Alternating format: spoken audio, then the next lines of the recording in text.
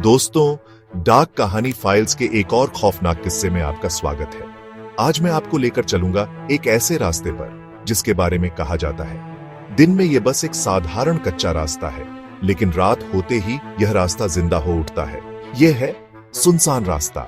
एक ऐसा रास्ता जहां पेड़ों की हर शाखा आपको ताकती हुई लगती है, जहां हवा का हर झोंका कोई संदेश लेकर आता है, जहां खामोशी से ज्यादा डरावना शोर है। कहानी शुरू होती है कस्बे धर्मनगर से। कस्बे के बाहर एक घना जंगल था। उस जंगल से होकर गुजरने वाला एक कच्चा रास्ता दूर दराज के गांवों को जोड़ता था।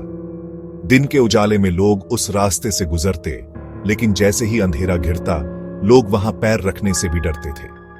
गांव के बुजुर्ग कहते थे कि इस रास्ते का इतिहास बहुत भयानक है। करीब 50 साल पहले यहां से एक बारात गुजरी थी। रात के अंधेरे में अचानक तूफान उठा, पेड़ गिर गए, घोड़े बिदक गए और पूरा डोला गहरे खड्ड में समा गया। उस रात की चीखें आज भी जंगल की हवा में गूंजती हैं। कहते हैं उस हादसे में मरे हुए लोगों की आत्माएं अब भी वहीं भटक रही हैं। रात को बारात की शहनाई, पायल की आवाजें और दुल्हन की चीखें सुनाई देती हैं। लेकिन समय बीतने के साथ ही इस सुनसान रास्ते के बारे में और भी डरावनी बातें फैलने लगी। कई लोगों ने रात के समय वहां घूमते हुए अजीब चीजें देखी। किसी ने पेड़ों के बीच चमकती आंखों का सिलसिला देखा। किसी ने घोड़े की खुरों की आवाज सुनी जो उनके कदमों के साथ साथ थम जाती थी। और सबसे अजीब बात, जो लोग उस रात से लौट कर आए, उनकी आंखों में हमेशा डर और बेचैनी का अजीब सा भाव रहता।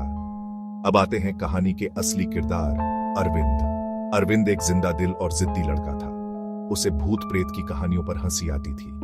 गांव वाले जब उसे सुनसान रास्ते का जिक्र करते तो वो मजाक उड़ाता, डरने वाले डरे, मैं तो उस रास्ते से आधी रात को भी निकल जाऊंगा। अरविंद का यह निडर स्वभाव उसके दोस्तों के लिए हमेशा चुनौती रहा। एक दिन उसके दोस्तों ने उसे चुनौती दी, अगर तू सच में इतना निडर है तो आज रात ठीक 12:01 पर उस सुनसान रास्ते से निकल कर दिखा। ठीक है, देख लेना, मैं साबित कर दूंगा कि वहां कुछ नहीं है। रात गहराने लगी।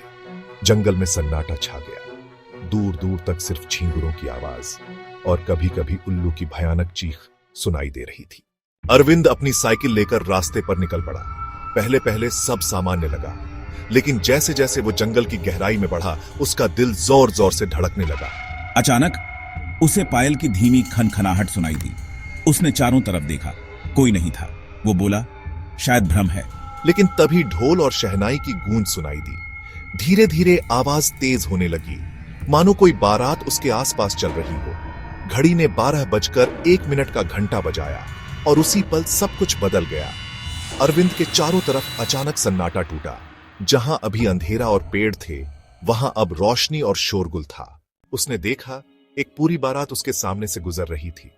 दूल्हा घोड़ी पर बैठा था, लेकिन उसका चेहरा भयानक था, खून से लथपथ, आंखें खाली गड्ढों जैसी। अरविंद की सांसें थम गईं। उसने भागना चाहा, लेकिन उसकी साइकिल वहीं जम गई। तभी भीड़ से एक दुल्हन निकली। उसकी आंखें अरविंद पर टिकी थीं। वो फुसफुसाई, मुझे बचाओ।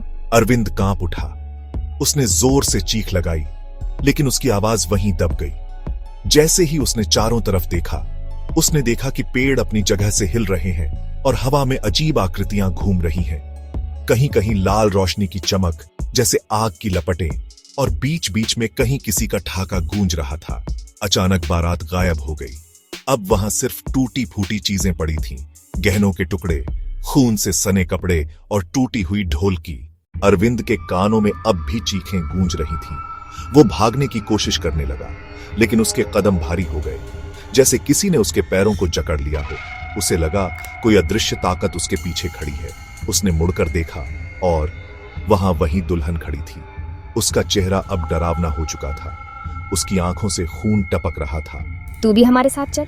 अरविंद ने फिर से भागने की कोशिश की। जंगल के पेड़ उसे रोकते जैसे हाथ फैलाकर खड़े हो। झाड़ियों में किसी ने उसे खींचने की कोशिश की और हवा में कानों में फुसफुसाहटें गूंजने लगी। क्यों भागता है? ये जगह अब तेरी है। सुबह हुई। गांव वाले उस रास्ते पर पहुंचे। वहां उन्हें अरविंद की साइकिल मिली, लेकिन अरविंद कहीं नहीं था। कुछ लोग कहते हैं कि उन्होंने रात को अजीब रोशनी देखी थी। किसी ने देखा कि बारात की ढोलक की गूंज गांव के किनारे तक आई थी। और कुछ तो यह भी कहते हैं कि अरविंद की परछाई कभी कभी पेड़ों के बीच खेलती हुई दिखती है, जैसे मदद की गुहार लगाते हुए उसकी आत्मा अब भी उस सुनसान रास्ते में भटक रही हो। और अगर आप कभी उस रास्ते से गुजरें, ध्यान से सुनिएगा, शहनाई, ढोल और पायल की आवाजें अचानक गूंज सकती हैं।